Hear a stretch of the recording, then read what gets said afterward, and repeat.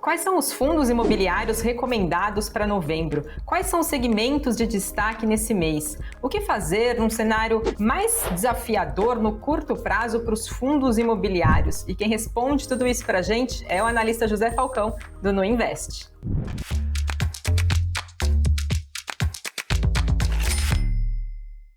Oi, José, seja muito bem-vindo a mais uma edição do programa.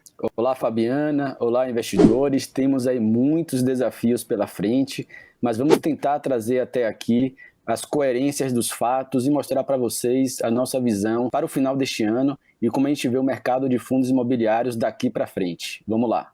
É isso aí, vamos começar falando do cenário mais geral para os fundos imobiliários. O mês de outubro novamente não foi um mês fácil. O IFIX, o índice de referência dos fundos imobiliários, recuou 1,4% em outubro. No ano acumula uma queda de 6,7%. José, você consegue explicar para a gente quais são os principais fatores que levaram a esse ambiente mais pessimista no curto prazo para os fundos imobiliários? Exatamente isso, Fabiana. Em outubro tivemos mais um mês negativo para a classe de fundos imobiliários. Como você mesmo acabou de falar, o IFIX recuou 1,47% e no ano acumula queda de 6,78%.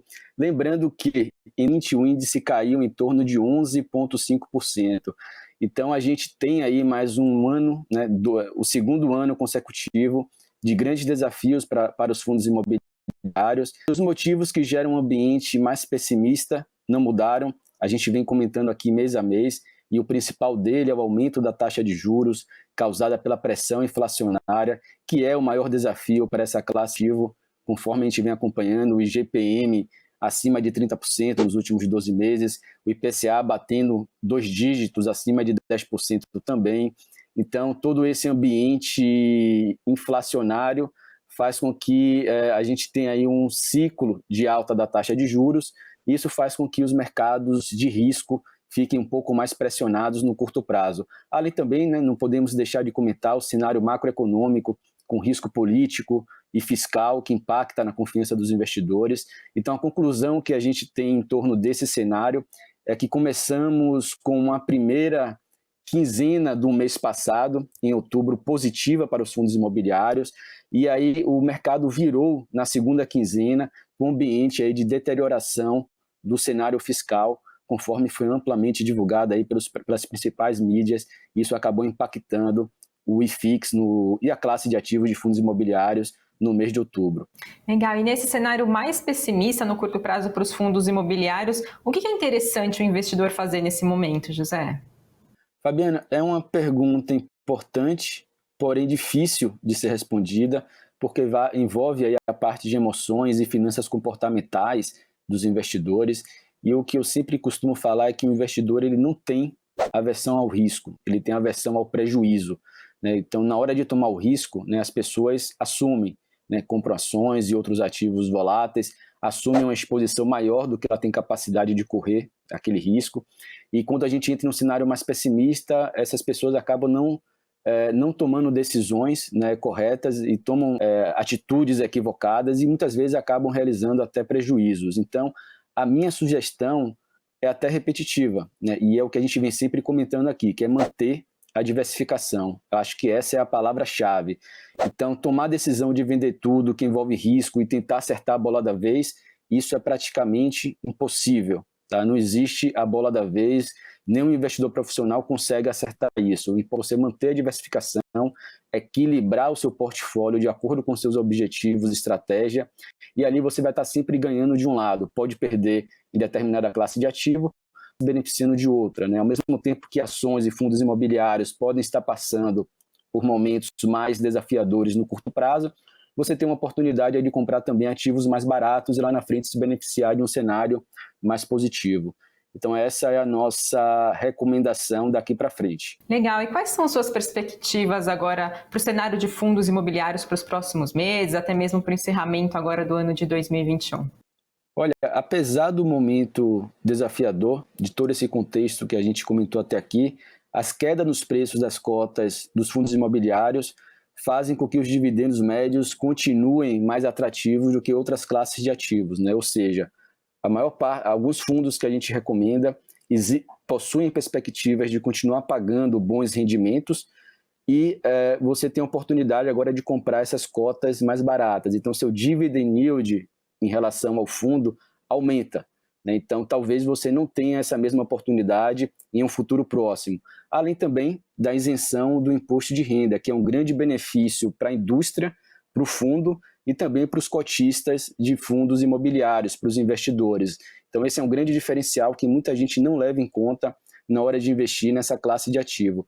Mas, Fabiana, é importante destacar também, fundamental, que os fundos imobiliários são veículos de investimentos para longo prazo. Não adianta a gente comprar, investir em fundos pensando em vender daqui 1 a 2, 3 meses, né? Eu vejo muito mais essa classe de ativos pensando no longuíssimo prazo, como aposentadoria, recebendo seus rendimentos isentos de imposto de renda e reinvestindo esse recurso, né, comprando mais cotas de fundos, e isso aí vai se tornando, né, uma bola de neve muito benéfica para o seu patrimônio no longo prazo.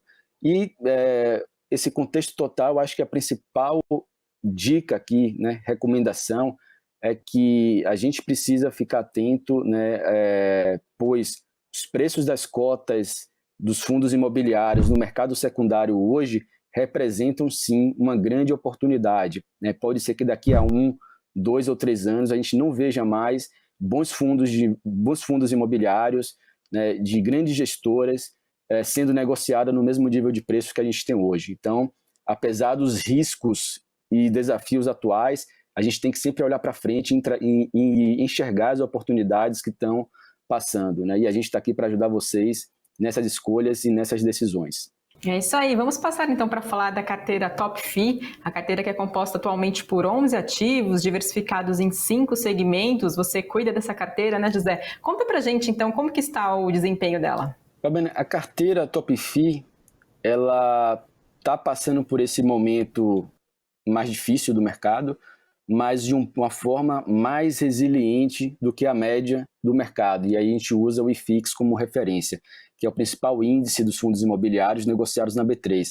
A carteira Top FI, por exemplo, no mês de outubro, ela caiu metade do IFIX, ela caiu apenas 0,72% no mês, né? Desde o seu início, em abril de 2021, o IFIX recuou 6,01%, tá? Lembrando que isso é considerando o início da carteira, em abril deste ano, e a carteira Top FI recuou 3,57%. Então, a gente vê aí uma resiliência, né, e uma volatilidade menor até do que o próprio IFIX, que é a nossa grande referência. A gente tem aumentado o número de ativos na carteira justamente para diminuir o risco, né, de concentração em determinados segmentos, em determinados fundos. E eu acho que a carteira tem reagido bem a essa diversificação e a gente pretende manter dessa forma daqui para frente, né, e buscar aí esses resultados, melhorar esses resultados. Depende apenas da carteira em si, né, mas da conjuntura de mercado que acaba impactando, é um sistêmico que acaba, às vezes, impactando todos os mercados, inclusive, né, carteiras de ações, carteiras de fundos imobiliários e outros ativos de risco.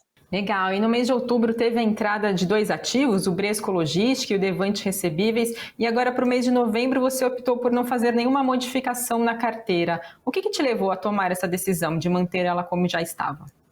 É o que a gente comentou um pouco anteriormente, Fabiana. A carteira, ela tem uma visão de longuíssimo prazo, tá? O objetivo não é a gente fazer trocas mensais. Quanto mais a gente manter a carteira estável, sem trocas, quer dizer que a gente está confiando nas nossas recomendações anteriores, que é visando o médio e longo prazo. Então, como a gente já acrescentou 2 ativos no mês de outubro, né, passamos a ter 11 ativos no total dentro da carteira, eu acredito que a gente já tem uma relação risco-retorno aí atrativa, a carteira tem respondido bem, caído menos do que o IFIX, né, então eu acho que agora é esperar um pouco as coisas acontecerem, né, o cenário se arrumar, e quando eu falo cenário se arrumar, a gente pensa muito no lado macro, né, inflação se acomodando, a gente final do ciclo da alta de juros, e aí eu acho que o mercado de fundos imobiliários ele tende a desempenhar melhor a partir desse novo momento, vamos dizer assim. Tá? E a carteira, eu acho que agora ela já tem 11 ativos, está bem diversificada, e a gente tem que esperar um pouco, né, a gestão dos fundos fazendo o seu trabalho, os cotistas receberem seus rendimentos e deixar as coisas acontecerem. A partir do momento que tiver um fundo desempenhando abaixo da média, aí sim a gente pode reavaliar uma troca, uma substituição ou até acrescentar outros fundos dentro da carteira. Tá? Eu diria que 11 ativos não é um número fixo, tá? Pode subir e pode cair, tá? Mas eu acho que nesse momento agora, até o final do ano, é o momento da gente aguardar, né, deixar os ativos, a gestão dos fundos trabalharem e observar como que a gente vai fazer essa virada de ano. Tá? Pode ser que tenham trocas, pode ser que não. Tá? Eu acredito muito nos fundos que estão dentro da carteira, na gestão. Eu acho que tem que dar tempo ao tempo nesse momento. Legal. E, José, a maior composição da carteira são os recebíveis, né? Representa aí 60% do portfólio. Por que dessa estratégia? De repente, vale a pena, então, o investidor mirar esses ativos? Sim. É uma classe, é um segmento dentro da classe de fundos imobiliários que sofre menos impacto, né, porque trabalham com instrumentos de crédito, né, título de renda fixa, de crédito privado, com lastros no mercado imobiliário. Então, esses títulos, eles remuneram, né, o cotista de forma mensal, repassando ali a inflação, né, seja IGPM ou IPCA, depende do indexador, e até mesmo o CDI. Então, essa estabilidade e previsibilidade nos rendimentos tendem a favorecer os fundos de papel nesse curto prazo. Até porque, conforme a gente comentou, o IPCA batendo 10,25%, o IGPM batendo acima de 30% nos últimos 12 meses. Todo esse aumento de preço ele é repassado no rendimento do fundo. Então, isso se torna também um instrumento de proteção de capital para o cotista, e por isso que esses fundos estão sendo mais procurados e estão com mais espaço dentro das carteiras de alocação, seja em fundos de fundos, né, em FOFs, seja em carteiras recomendadas, como a gente faz. Então, o resumo é que estamos priorizando fundos imobiliários de papéis indexados à inflação e ao CDI, né? Então, assim, a gente pode ganhar também mais nesse cenário de alta da inflação e alta dos juros, por isso estamos priorizando essa classe, e também os fundos de galpão logístico que apresentam menores riscos, né, de vacância, de inadimplência, nesse atual contexto aí de pandemia que a gente passou e com o crescimento aí do e-commerce, né? São ativos que se tornam cada vez mais procurados, há grandes barreiras de entrada para esses ativos próximos dos grandes centros urbanos. Então, apesar de eles estarem pagando um rendimento não tão atrativo quanto os fundos de papel, eles se tornam um instrumento importante de diversificação dentro da carteira, porque tem um risco menor de inadimplência, né, como foi o caso dos shoppings e escritórios que passaram por um momento muito delicado durante a pandemia. Então, os fundos de galpão logístico viveram um momento oposto, né, foram muito procurados, por conta disso a cota não desvalorizou tanto quanto as outras classes, e aí o rendimento ele não fica tão atrativo também quanto os fundos de papel, mas ele consegue pagar ali algo em torno de 7,5% a 8% ao ano de rendimento, né? Lembrando que, que esses fundos também repassam a inflação de forma um pouco mais lenta nos reajustes dos contratos anuais. Então, tem esse detalhe também que muito investidor não leva em conta. Então, assim, um resumo, Fabiana, é que ficamos com 60% da carteira em fundos de recebíveis imobiliários, que são os conhecidos fundos de papel, galpão logístico 21%, shopping 7%, escritório 7% e fundos de fundos 5%.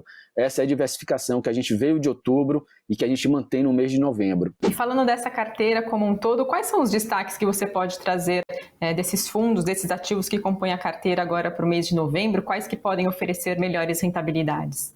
Eu fiz aqui, Fabiana, um resumo para responder essa sua pergunta, tá?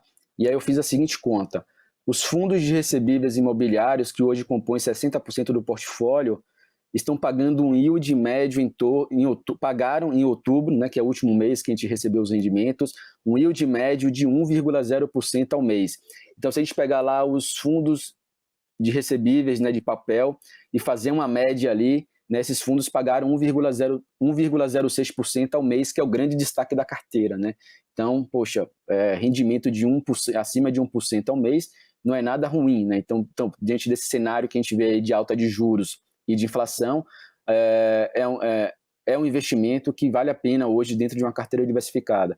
Quando você pega os fundos de galpão logísticos, que compõem 21% do portfólio, né, eles pagaram um yield médio em outubro de 0,63% no mês. Tá? Isso considerando também o mês de outubro. Tudo que eu estou falando aqui é referente ao mês passado, outubro. Os fundos de shopping, que fazem parte de 7% do portfólio, pagou um yield médio de 0,58% ao mês. Os fundos de escritório, também com 7% do portfólio, pagou 0,67% ao mês. Os fundos de fundos que foram muito depreciados pelo mercado, isso foi um problema que, para toda a classe, né, de fundos, a gente até já comentou aqui, que é um segmento que sofreu uma maior desvalorização durante o ano, porque apesar de ser um instrumento que a gente gosta muito por todo o potencial de diversificação dentro de um único portfólio, boa parte do componente do rendimento desses fundos de fundos vem de ganho de capital. E quando o mercado está um pouquinho mais pessimista, um pouco em tendência de queda, vamos dizer assim, os gestores perdem um pouco as oportunidades de realizar ganho de capital. E aí esses fundos tendem a não ter um alfa ali acima do que eles pagam normalmente de rendimento. Então, esses fundos sofreram um pouquinho mais nesse momento atual. A gente reduziu, né, o nosso fundo que a gente recomenda aqui é o RBR Alpha, RBRF11, o código de negociação. A gente reduziu ali para 5% do portfólio, porque ainda assim ele está pagando 0,82% de yield médio no mês, né? Considerando agora o mês de outubro, ele pagou 0,82 e ele vem mantendo essa média também nos meses anteriores. Ele paga algo em torno de 60 centavos por cota e consegue manter esse rendimento, né, como um reloginho ali mês a mês, né, de forma bem resiliente. Então é por isso que a gente ainda acredita nesse segmento e a gente mantém aí um percentual de 5% em fundos de fundos. Então, assim, dessa forma, resumindo todos esses rendimentos que eu passei aqui por segmento, quando você pega o yield médio da nossa carteira total, ela está entregando 0,86% no mês de outubro. Isso é uma taxa equivalente de 10,84% ao ano. Essa é a principal informação que eu queria passar, Fabiana, porque muita gente não tem essa visão. Se você pegasse hoje a carteira Top FI, né, e mensurasse o rendimento que ela pagou no mês de outubro, ela teria uma taxa equivalente a 10,84% ao ano, que é uma taxa excelente e muito competitiva em relação a outras classes de ativos que a gente tem disponíveis no mercado, inclusive a própria renda fixa, que está se beneficiando com esse ciclo de alta da taxa Selic. Ficam aí, então, os destaques da carteira Top FI. Lembrando que vocês conseguem conferir ela de forma completa e detalhada no nosso site, investnews.com.br. Na seção carteiras, você encontra lá a Top FI e consegue ver com mais detalhes os fundos, teses de investimentos e portfólio. Aproveite, então, para ficar por dentro da carteira de fundos imobiliários recomendada pelo Nuinvest. E seguindo agora a tradição do nosso programa, vamos responder as perguntas que são enviadas pela nossa audiência no decorrer aqui da nossa programação e também no Analistas em Ação. Vamos então a elas? Bom, José, recebemos algumas perguntas sobre fundos imobiliários, separei 3 delas aqui para você. Vamos então à primeira.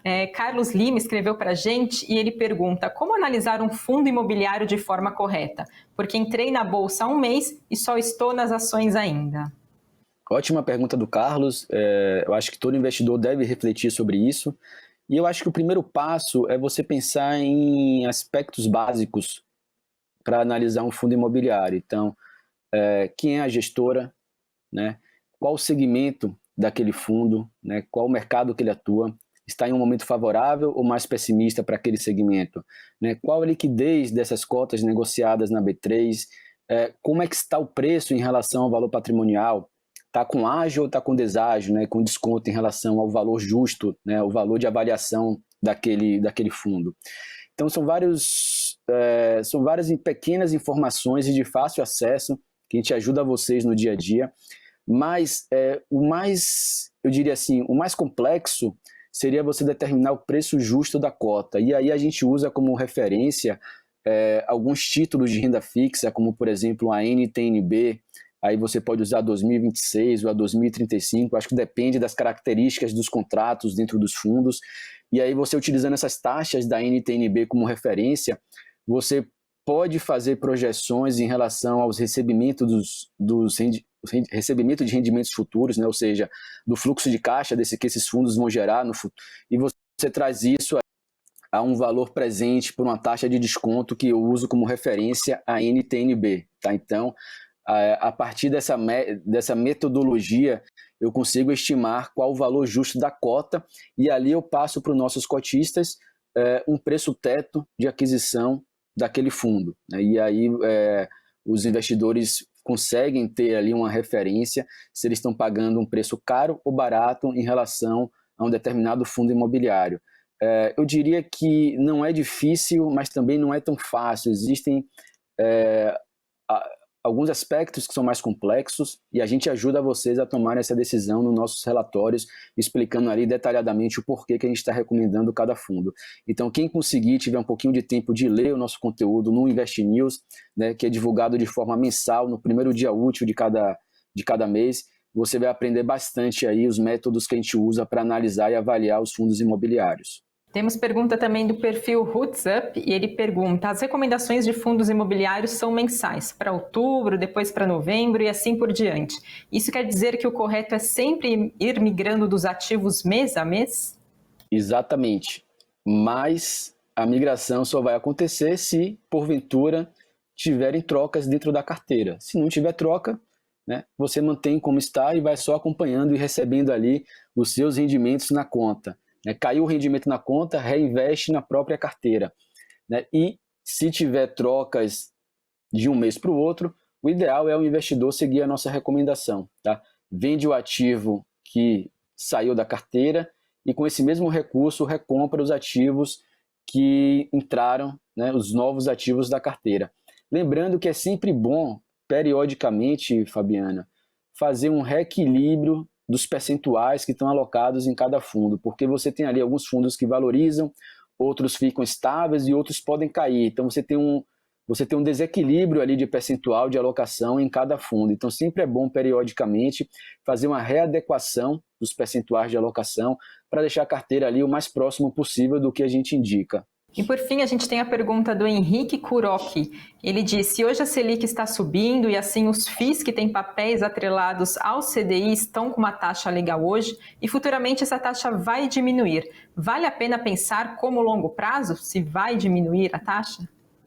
Olha, eu acho que a reflexão é natural dentro do mercado financeiro, né? Até quando vai o ciclo de alta da taxa Selic, quando vai começar a ser cortado. Mas assim, o que a gente vê hoje é um Banco Central prevendo uma estabilidade, uma acomodação da inflação para dentro do centro da meta apenas no final de 2022 ou 2023. Né? Então, assim, a gente vê um cenário aí de médio prazo de inflação ainda pressionada e sem expectativa de até onde vai o ciclo de alta da taxa Selic. Então, a gente não pode ficar pensando muito lá na frente. Né? A gente tem que olhar o cenário atual e se posicionar de acordo com esse cenário. Tá? Então, quais são os ativos hoje que estão pagando mais, que estão se beneficiando mais do atual cenário? São os fundos que têm indexadores, né, são fundos de papel, por exemplo, indexados à inflação, né, porque protege o seu capital, e também fundos que têm ali indexadores como o CDI. Né? Tem fundos na nossa carteira que paga CDI mais 2,5, CDI mais 3. Então você vai surfar esse bom momento desses fundos se posicionando de forma mais ativa nesse segmento. A partir do momento que a gente vê um cenário mudando, você faz um reequilíbrio da carteira se posicionando em outras classes de ativos. Não é que você vai deixar de ter agora outras classes. Né? Você vai apenas reequilibrando isso de acordo com cada cenário. Né? Vamos tentar deixar um pouco de lado, né, que é normal de qualquer investidor, ficar tentando adivinhar, né, como vai ser o futuro. Vamos olhar mais para o momento atual e se posicionar de forma eficiente agora, né, para colher esses frutos lá na frente. E aí a gente vai, né, em cada momento, tomando as melhores decisões. É isso aí, ficam as dicas então de atenção para o investidor. Lembrando que essas foram as perguntas de hoje. Caso você tenha dúvidas e gostaria de enviar aqui para os analistas responderem, aproveite para deixar aqui nos comentários desse vídeo ou também enviar para a gente no decorrer da programação do Invest News durante toda a semana. Agradeço, José, mais uma vez pela sua participação aqui na Analistas em Ação. Pessoal, obrigado pela presença de todos. Acompanhem também nossos conteúdos de análise no site do Invest News. A gente tem um hub lá de análise do NuInvest, com todo o nosso conteúdo produzido, isso aberto e acessível para qualquer investidor. E nos vemos aqui no próximo mês para fechar o ano de 2021 e também falar um pouco das nossas perspectivas para 2022. Um grande abraço e até a próxima. Obrigada, pessoal, e até a próxima.